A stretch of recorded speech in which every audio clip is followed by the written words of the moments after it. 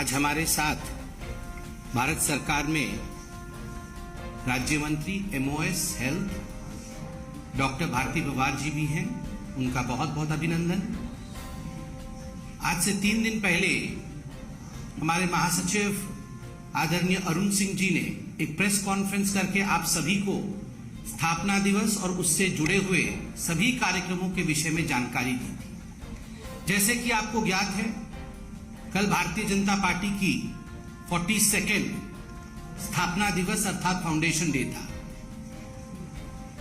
7 तारीख से 20 तारीख तक भारतीय जनता पार्टी एक सामाजिक न्याय का पखवाड़ा मना रही है। सोशल जस्टिस जिस प्रकार से भारतीय जनता पार्टी की सरकार में आगे बढ़ा है, माननीय प्रधानमंत्री नरेंद्र मोदी जी के नेतृत्व में सामाजिक न्याय जिस प्रकार घर घर तक पहुंचा है, 7 तारीख से 20 तारीख तक इसका एक पखवाड़ा बनाया जा रहा है। पखवाड़े के साथ ही भारतवर्ष में जितने भी एस्पिरेशनल डिस्ट्रिक्ट्स घोषित किए गए हैं, माननीय प्रधानमंत्री नरेंद्र मोदी जी द्वारा इन सभी एस्पिरेशनल डिस्ट्रिक्ट्स का भी जायजा लेने, इन सभी एस्पिरेशनल डिस्ट्रिक्ट्स में जो सफर तय किया है एडमिनिस्ट्रेशन में, कहां से कहां तक हम पहुंचे, इस विषय का जायजा लेने के लिए भी केंद्रीय मंत्रीगण और पार्टी के पदाधिकारी इन सभी जिलों में जाएंगे, रात्रि निवास करेंगे, 24 घंटे रुक करके इनका जायजा करने वाले हैं। All this is because our Prime Minister and our party believes that we are an accountable body. हम एक अकाउंटेबल पार्टी है।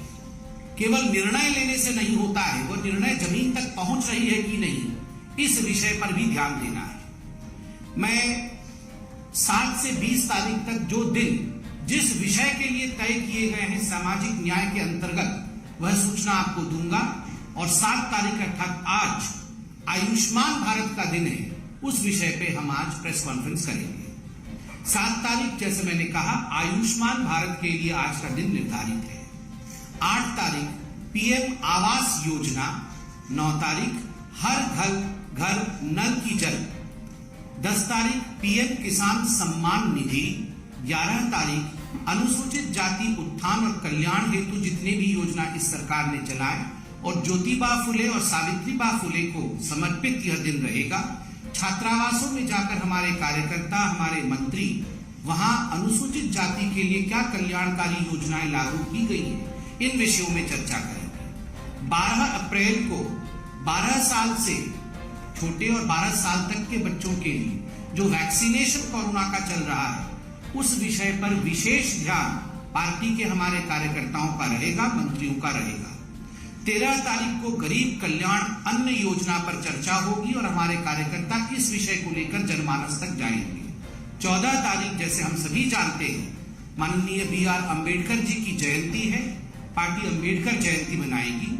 15 तारीख को ट्राइबल वेलफेयर जनजाति कल्याण का विषय है, जो ट्राइबल छात्रावास हैं उनमें जाकर के जो कल्याण योग्य कार्यक्रम रहे होंगे, उन विषय पर हम चर्चा करेंगे। 16 तारीख को श्रमिक एवं असंगठित क्षेत्र में ई श्रम कार्ड के वितरण के विषय में चिंतन किया जाएगा और किस प्रकार से ई श्रम कार्ड का रजिस्ट्रेशन में बढ़ोतरी हो, उस विषय को आगे बढ़ाएंगे। 17 तारीख को वित्तीय सुधार, the financial reforms with which the Modi government has worked as yet, इन विषयों पे हम चर्चा करेंगे, इन विषयों पर हम बल देंगे, इन विषयों तक को जमीन तक लेकर जाएंगे। 18 तारीख होगा स्वच्छ भारत अभियान के लिए और 19 तारीख होगा पोषण अभियान के लिए। 20 अर्थात the concluding day of the fortnight, जो पखवाड़ा है उसका कंक्लूडिंग डे 20 को होगा और 20 अप्रैल होगा आजादी का अमृत महोत्सव और हमारे स्वतंत्रता सेनानियों के लिए, mostly for the unsung heroes,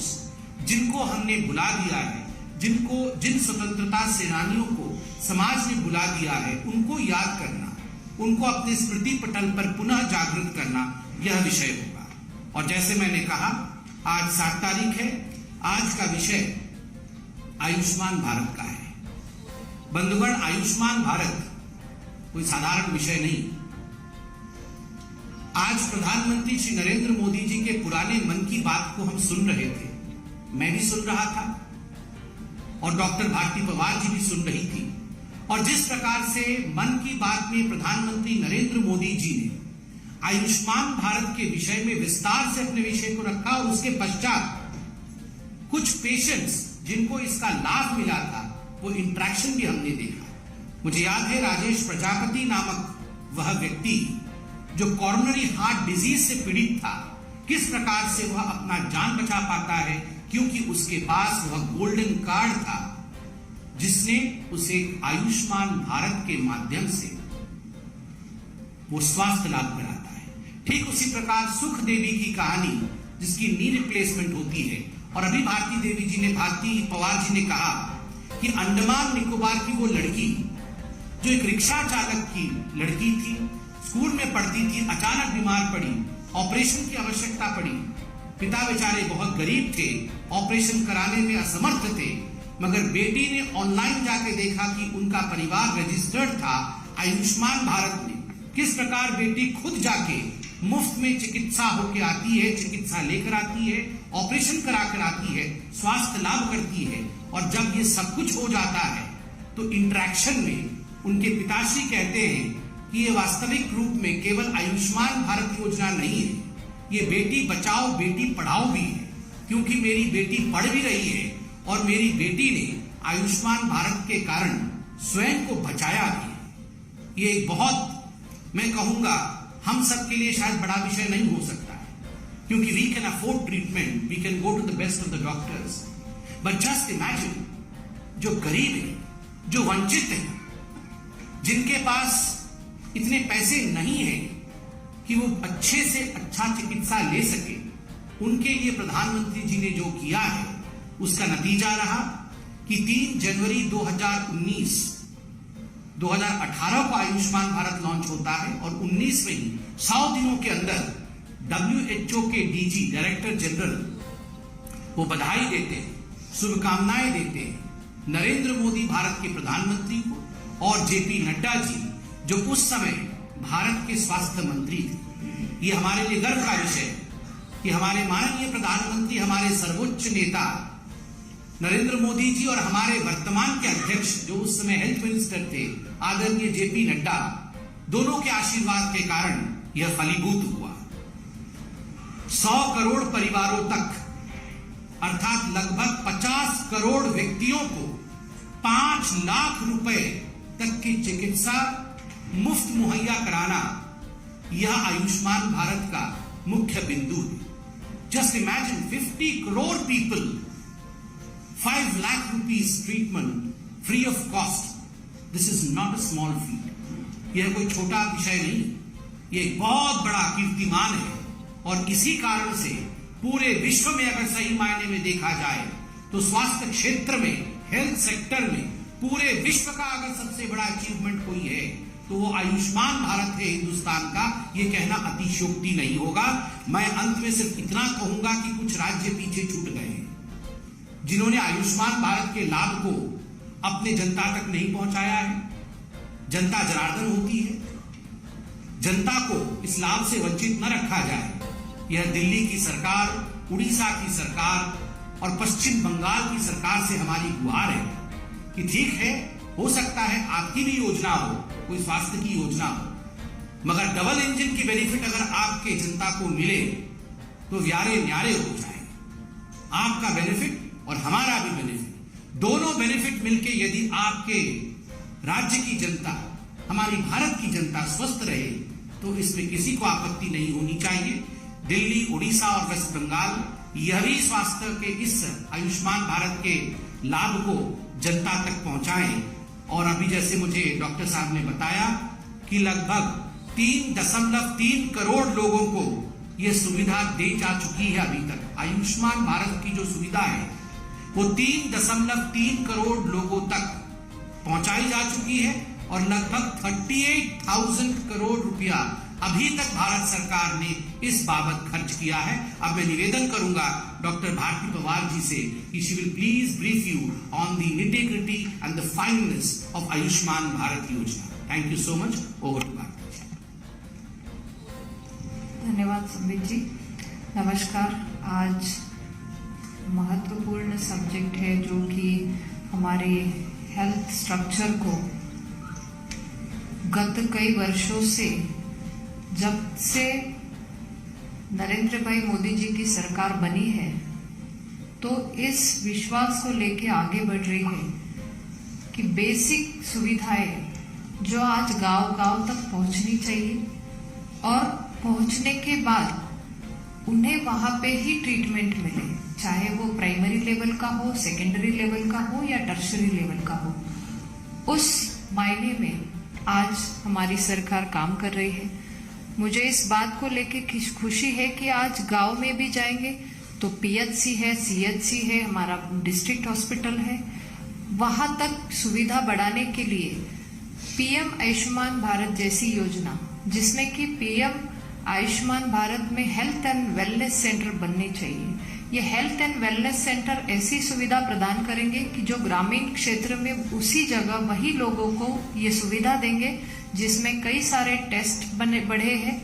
कई सारे डॉक्टर्स के विजिट बढ़े हैं, चाहे वहां टेलीकंसल्टेशन ले सकते हैं, एक एक्सपर्ट की ओपिनियन वहां मिल सकती है। इस हिसाब से ये हेल्थ एंड वेलनेस सेंटर है, योगा है, मेडिसिन है, आयुर्वेदा है, ये इंटीग्रेशन भी वहां मेंटेन किया है। उसके बाद अगर उन्हें कुछ सुविधा सेकेंडरी लेवल को मिलनी है या टर्शरी लेवल को मिलनी है, वो भी सुविधा देने के लिए सरकार प्रतिबद्ध है। लेकिन अगर कोई वंचित रहता है, अगर वो ऑपरेशन नहीं करवा रहा है,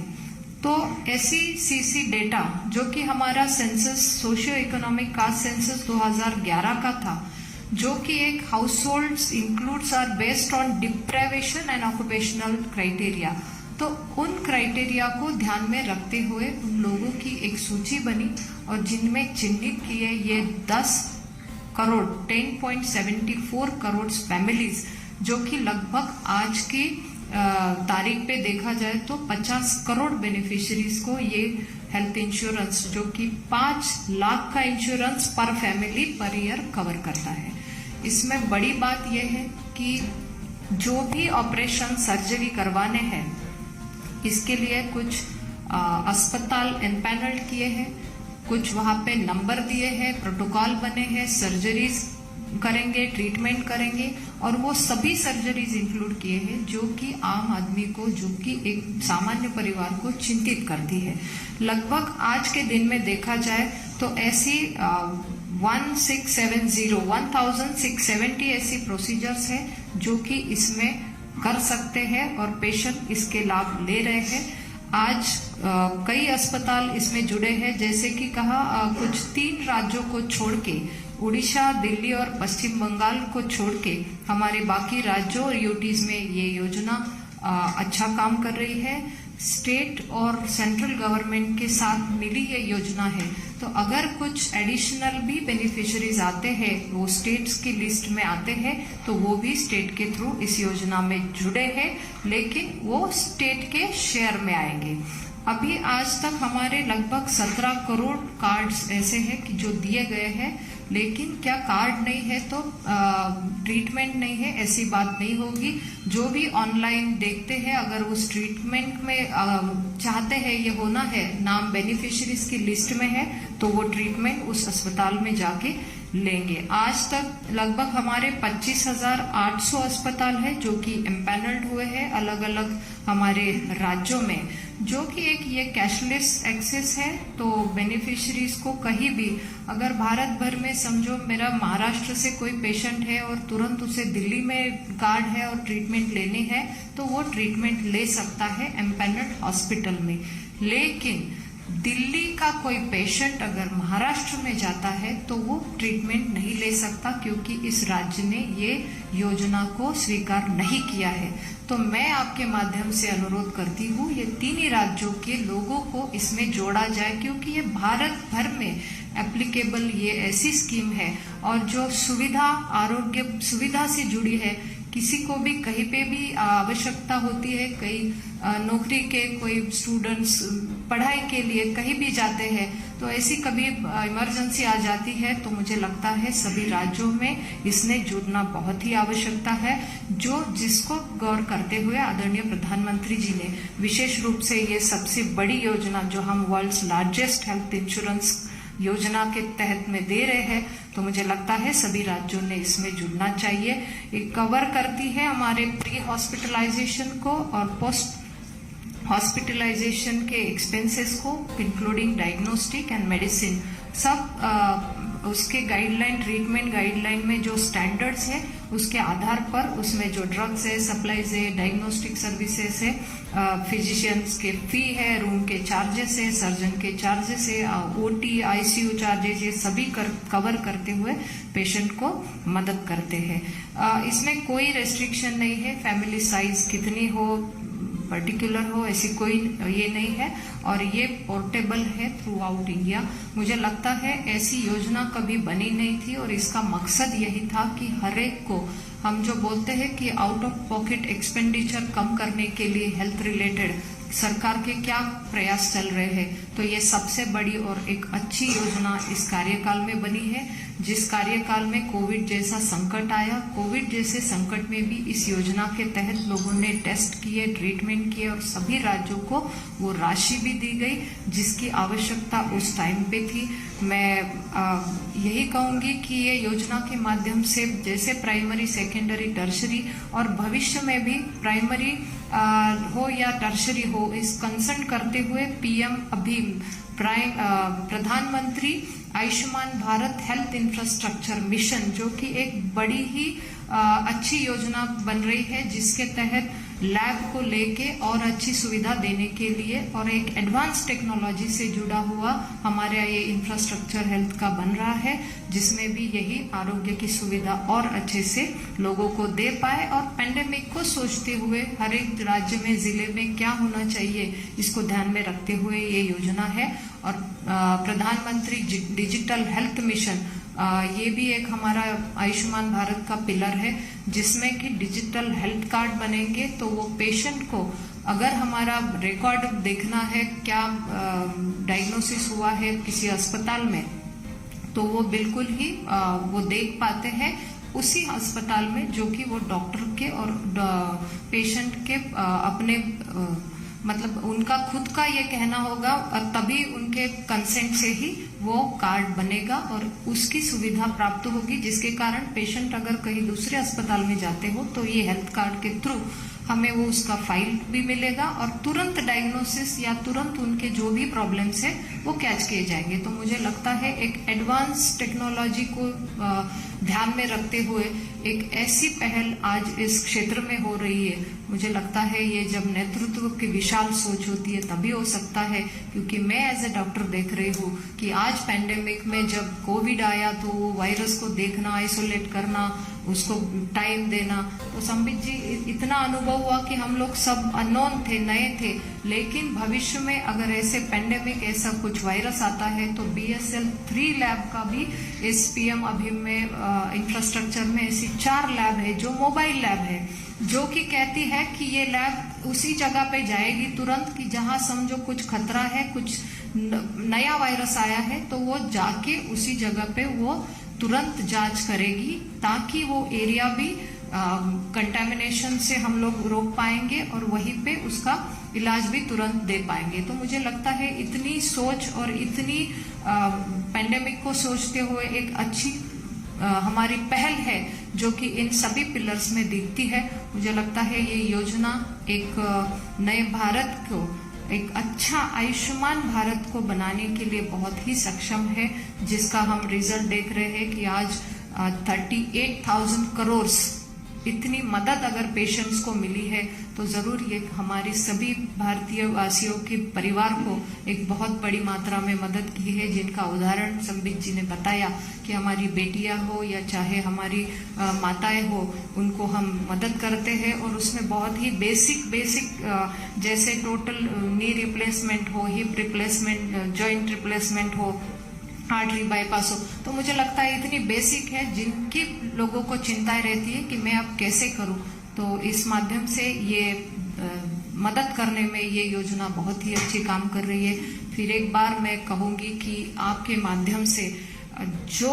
ज्यादा मतलब इसमें काम करेंगे, जिस तरीके से हमने ठान लिया है कि इस सामाजिक न्याय पखवाड़े के दौरान भी हमारे सभी कार्यकर्ता जो कि पहुंचेंगे और इसी योजना को लेके आगे जाएंगे और जहां कार्ड नहीं है तो वो बनने के लिए वो गांव-गांव तक अवेयरनेस करेंगे कि ये माध्यम से हम कार्ड भी ले लें और उन परिवारों को भी एक तसल्ली दे कि आपके लिए ये हेल्थ इंश्योरेंस है, ताकि उन्हें समय पर ये मदद मिले। धन्यवाद। Thank you so much. कोई प्रश्न हो तो पूछ सकते हैं। सर, यश यादव ने गोरखपुर मामले में मुर्तजा को मनोरोगी बताया है और कहा है कि बीजेपी से जानबूझकर क्यों दे रही है, बड़ा बड़ा केस कर रही है। देखिए, आज का विषय आयुष्मान भारत पे है। स्वाभाविक है कि आज प्रश्न उत्तर भी इसी विषय पर होगा। सर, पर्वतीय क्षेत्र जो है उन लोगों को इस योजना का लाभ देने के लिए किस तरीके की योजनाएं चलाई? पर्वतीय क्षेत्र में जैसे अभी मैंने कहा कि सेंट्रल और स्टेट को लेके कुछ शेयरिंग में हमारी योजना चलती है, 60-40 रेशो होता है, तो पर्वतीय क्षेत्र में खास करके वो 90-10 का रहता है। तो लगभग सारा ही सेंट्रल गवर्नमेंट की तरफ से इस तरीके की योजना जाती है। जैसे आपने कहा उस तरीके से प्राइमरी लेवल पर हमारे पीएचसी हो या हेल्थ एंड वेलनेस सेंटर को स्ट्रेंथन किया जा रहा है, ताकि वहीं पे उनका इलाज भी हो, डायग्नोसिस भी हो, लेकिन फिर भी अगर उन्हें सेकेंडरी टर्शरी की जरूरत है तो उस माध्यम से ये आगे जाके काम करेंगे। उसके अलावा हर एक राज्य में हम अच्छी सुविधा देने हेतु नए मेडिकल कॉलेज भी बनवा रहे हैं, कुछ मेडिकल कॉलेजों को अपग्रेड भी कर रहे हैं, लगभग 75 मेडिकल कॉलेजों को अपग्रेड भी कर रहे हैं, 157 नए मेडिकल कॉलेज भी बन रहे हैं और आज हमारे 22 एम्स का काम भी चल रहा है। तो लगभग सभी को स्वास्थ्य को लेके वहीं पे ट्रीटमेंट मिले, चाहे वो पर्वतीय क्षेत्र हो या हमारा रेगुलर हो, सभी को अच्छा सुविधा मिले। जम्मू कश्मीर में भी क्या मेडिकल कॉलेज बन रहे हैं? जी, वहीं पे भी सभी राज्यों में प्रधानमंत्री जी की सोच तो ऐसी है कि जो एस्पिरेशनल डिस्ट्रिक्ट है, देखो कभी किसी ने सोचा नहीं होगा, मैं तो डॉक्टर हूँ इसीलिए मैं तो जब मैंने देखा कि 112 ऐसे जिलों को चिन्हित किया,